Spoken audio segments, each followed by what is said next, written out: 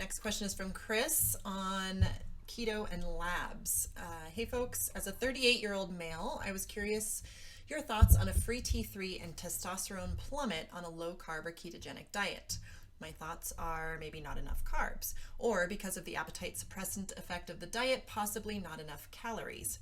I know tracking might shed light, but curious if there was an obvious solution and common finding here. Tracking. P.S. All other markers had markedly improved. Tracking. That's madness. Knowing- Why should we know where we are to figure out where we want to go? That's crazy talk.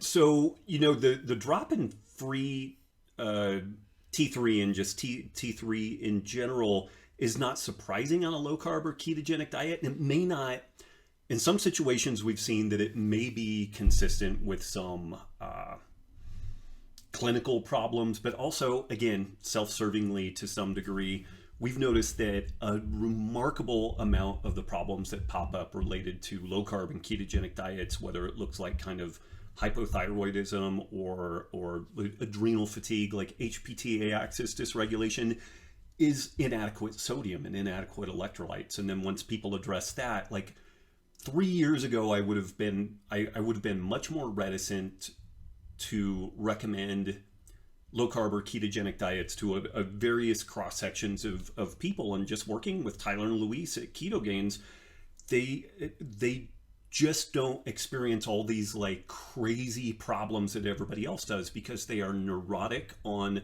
having appropriate calorie levels. So to Chris's point, we don't want to be low carb and hypocaloric, which is why we do actually need to track. And that's why it says Keto Masterclass /lab. So if you're doing the Keto Masterclass, we tell you to track that damn stuff, at least for a while. So we do need to establish a baseline. But then they are neurotic in tracking electrolyte levels. And I think that ends up addressing most of the issues. So if we drop carbohydrate intake, we don't need as much thyroid because the thyroid is critical in carbohydrate processing.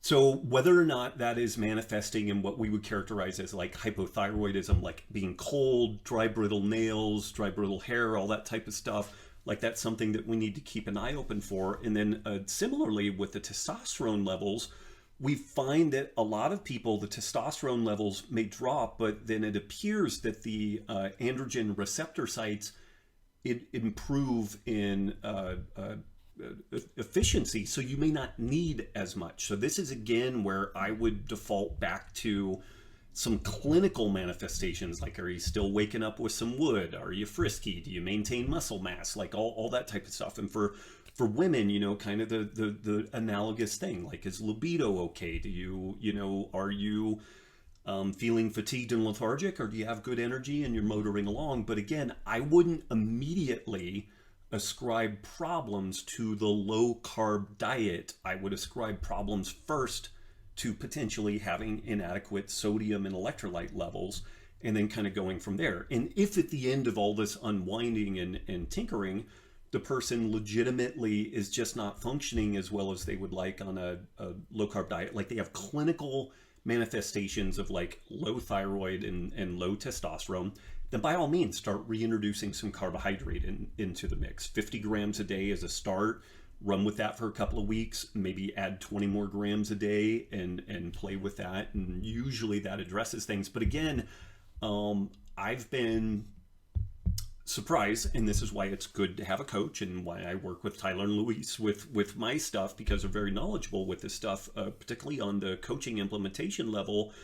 I really undervalued how important the sodium and electrolyte story was. And when I addressed that, then a bunch of the problems that I had were addressed.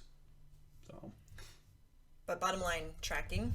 So we know that you're getting enough calories in the first place, like Rob said, under eating calories and low carb. Low carb plus low calorie is a great mix for breaking someone. You didn't say whether or not you're doing much training, and if you're training hard, and if you're not supplementing with sodium, that can get you in some hot water. And again, within all this stuff, what is keto? So for me, throughout the course, and I'm still going to work on my training update for year 47. I still have that in the works, but I've been noodling on some pieces to that, and one of them is that I just kind of naturally periodize my carbohydrate intake throughout the week. So Monday tends to be a pretty low intensity day as far as training. I might make it to the gym and do some low level cardio. I mean, literally it's like 140, 145 beat per minute type stuff. I might lift some weights, but it's low volume, low intensity.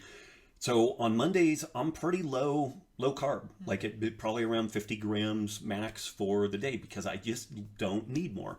Tuesday, I coach jujitsu, but it tends to be a very skinny class. And so that day also tends to be pretty low carb. Wednesday, I will either lift weights or do some conditioning. And it usually is a little bit friskier on that day. It just kind of naturally plays out that day. And also Thursday can be a pretty hard day of training. I coach that class, but it seems like more people, more big people, more crazy people show up for that day. So Wednesday, I start ratcheting things up. I'm maybe about 75 grams of carbs. On Thursday, it will vary as to how much I have based on the training day, but Friday and Saturday are like get after it days.